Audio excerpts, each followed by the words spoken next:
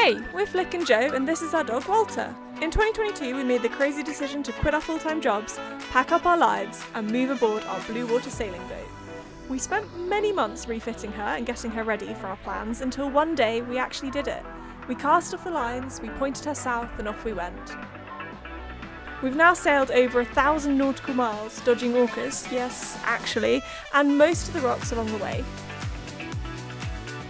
Join us for the beautiful, quite stressful but endlessly eventful life that is full-time living aboard.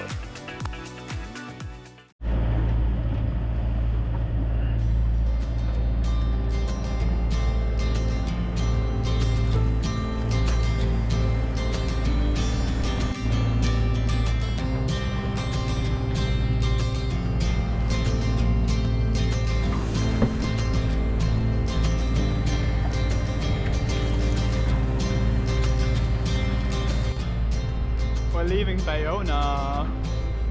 It's quite cold today. Whoa.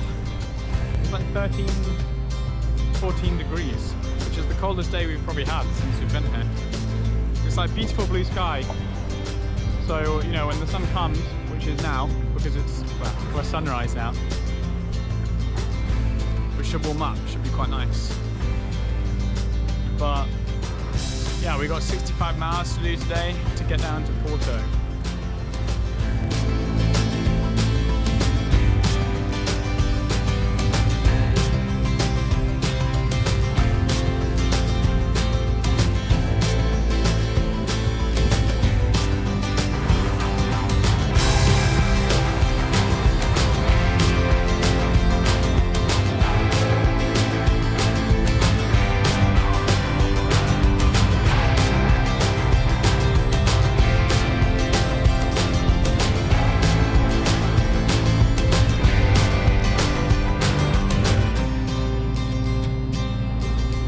Just going back to that story with our engine earlier. We had an engine full of seawater, so we didn't really know if it was going to start again. We thought maybe if you get water in the cylinders, with lots of help from Guy, he was basically telling us what could happen, and you could have bent the connecting rods to the pistons, because it's trying to compress as the cylinder goes up and it tries to compress this water. You can't compress water, so you could have bent a connecting rod. You could have, like, I don't know, damaged something in the I don't know.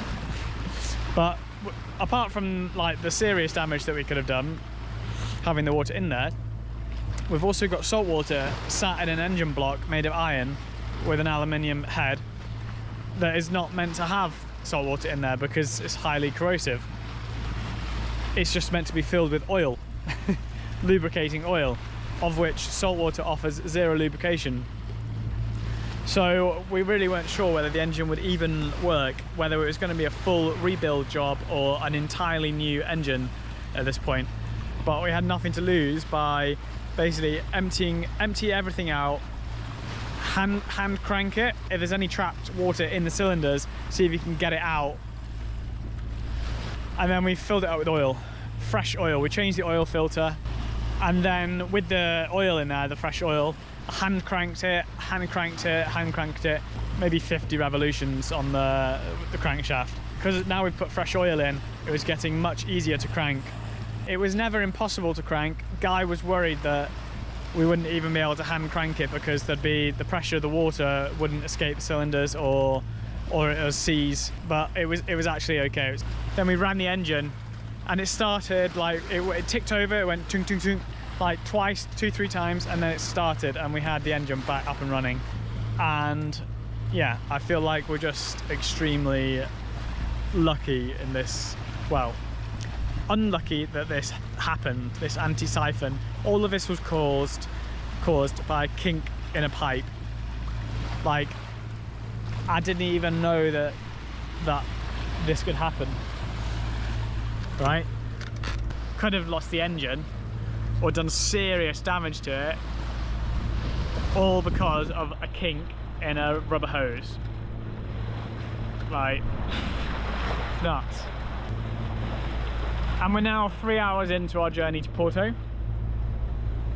and engine has been running like a dream, not a problem. Do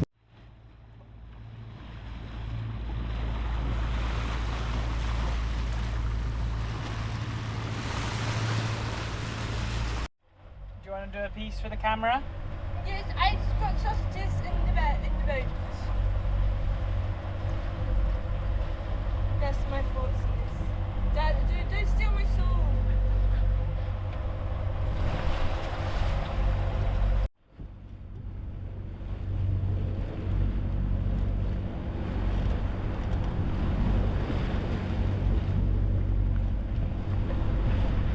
You've been at sea for 9 hours, how are you feeling? Been at sea for 9 hours. Started out feeling quite sick. Had a little snooze. A little snooze. A little couple of hours of snooze. Couple of hours, yeah. And then now I'm learning how to hand steer in waves. We've not got that big waves, but some of them are quite big. So I'm learning what to do and how to adjust the boat. A good practice. Yeah. And then just getting used to being sailing again, because I feel like it's been so long since we went for a sail that's been, touch wood, uneventful. So hoping that we can get through the next 2 hours and it'll be a really good experience to then counteract the tougher 2 weeks. The engine's on because we've only got 14-ish knots on. Yeah, 14, well, between 12 and 14 knots of wind. And when you're going downwind, that's not very good, apparently. So you have to put the engine on to keep the speed up.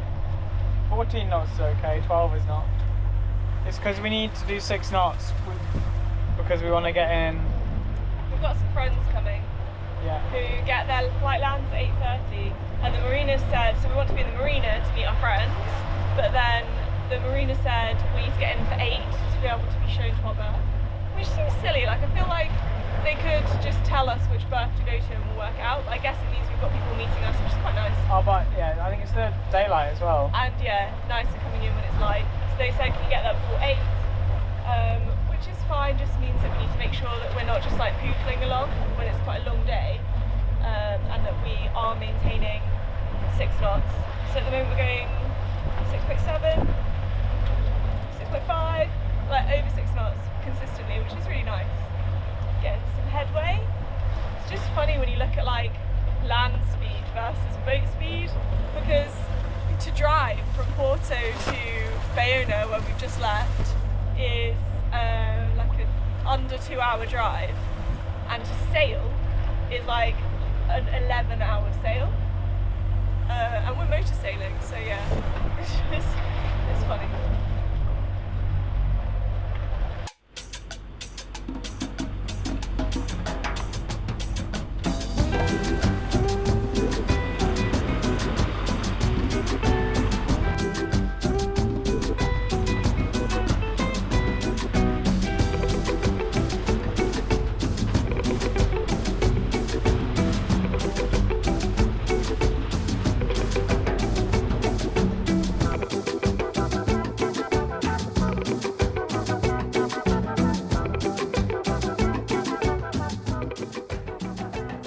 You'll be pleased to know we made it in time to the marina to actually tidy up the boat a little before our friends arrived from the airport. It had been a little unsettling from their end, not knowing where they were actually going to be going. Remember, it was only 24 hours ago that we fixed the engine, enough to confirm that we'd actually be in Porto for when they arrived.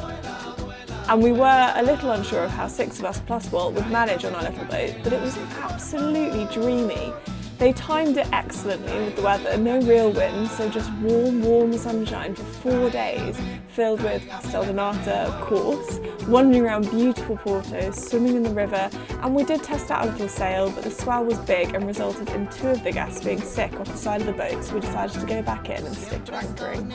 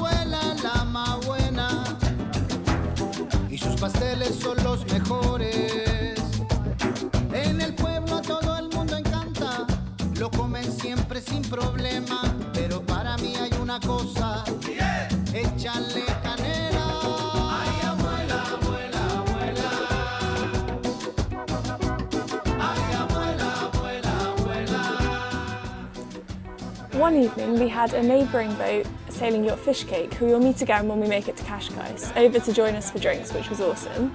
And then another night we went into the local town of Douro for a traditional street barbecue of the most incredible fish. It was really, really good.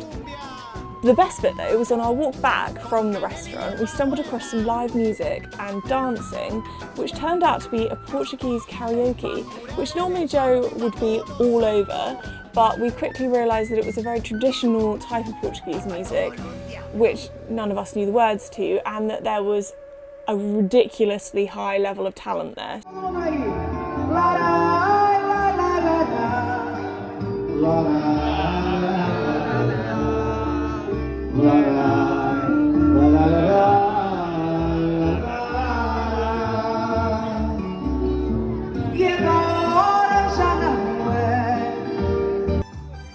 So Joe decided to dance the night away instead of sing, which I'm sure you can imagine made an excellent parting memory for our friends before they hopped back on their plane to the UK.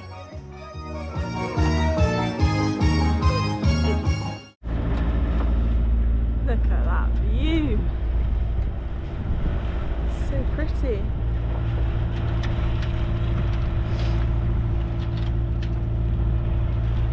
We are just leaving Porto now. And we're heading to Figueira Da Foz, something like that, I don't really know how you say it. But it's not the best timing, like it's a Wednesday. We don't really like doing these big trips on like big work days for me, because it makes it harder for me to work, and yeah, it would just be ideal to be able to do it on like a Friday, a Saturday or a Sunday. But you don't, with sailing, always get the best weather. So we're heading off today because it looks like we've got a bit of wind, but mainly because the sea state looks really, really flat. Whereas in the next few days, the wind drops off entirely, which would be fine, like we could motor sail, but actually there's meant to be like a 2 to 3 metre swell coming in off of the Atlantic. I think it starts tomorrow. It's like 25% of the waves are 2 to 3 metres, and then a bit bigger, a bit smaller the other ones. Whereas today it's like 100, well, the forecast thinks it's 100% of the waves are under a metre. So yeah, much comfier for me trying to work going down, and gets us south fairly fast. I say fast, nothing's fast. I think it takes us about 11 hours today to travel about 60 miles. But we're very excited to be carrying on after having a lovely weekend in Porto with our friends. So yeah, next stop Figueira, and then we'll have another look at the weather when we get down there, and hopefully be able to hop over to Nendaz, which is a slightly smaller journey, and then we can wait in Nendaz potentially for some weather. Apparently it's meant to be really nice there, so that would be cool. And then from Nendaz we might be able to get to Lisbon, but we got a bit confused with the sunrises. So today we thought we'd leave at 8 because we thought that was when the sun would come up. It's 8 o'clock now and we're very late. The sun is well up. Oh, that's a really cute shot. You should cut that. His head's right in front of the camera. Oh.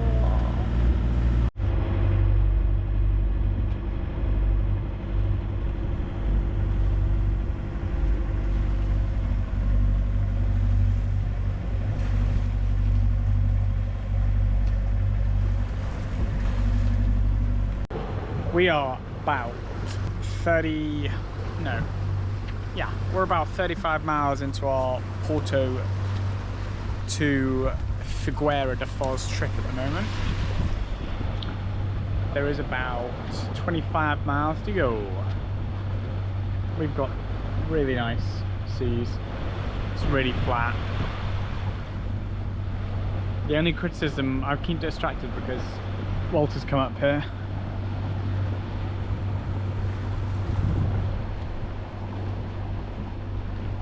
I have to watch him because I don't want him to do a pee-pee down the hatch because the hatch is open.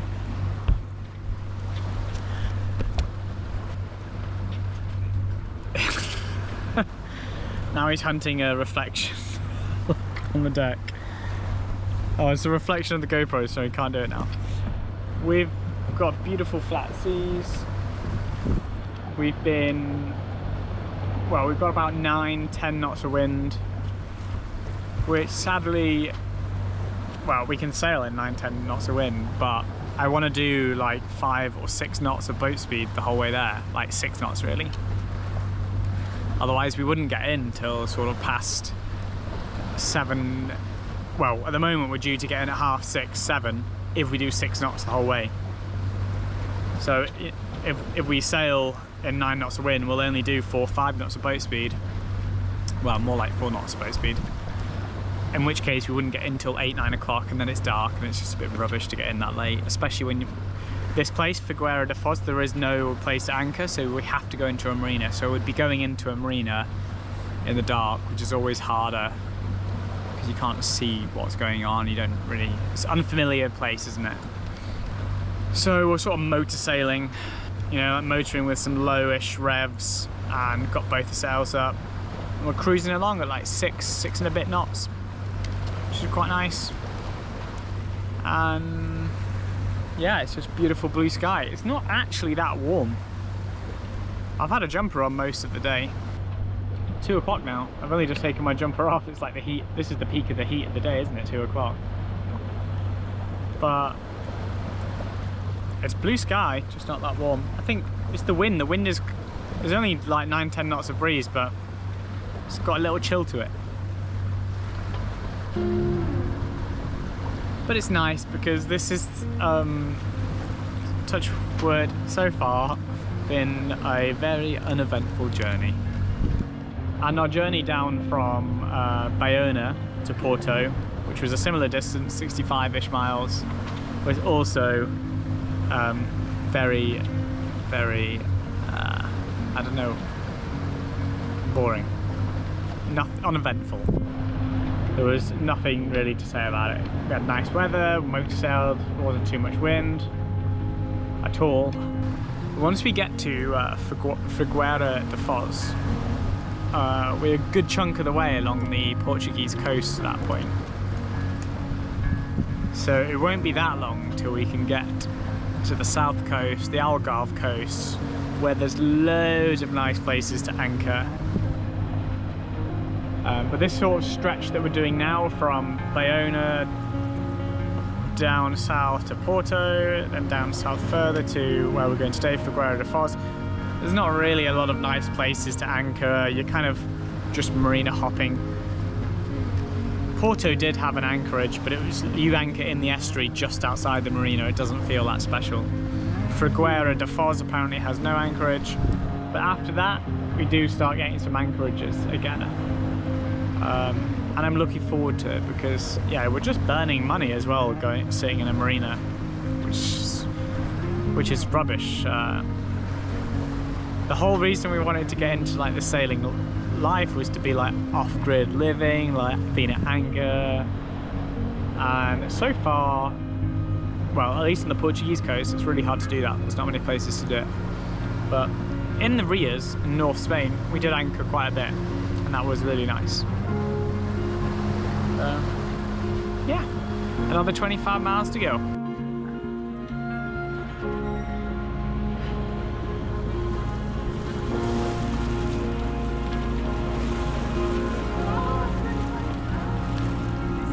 Yeah, Walter's alright.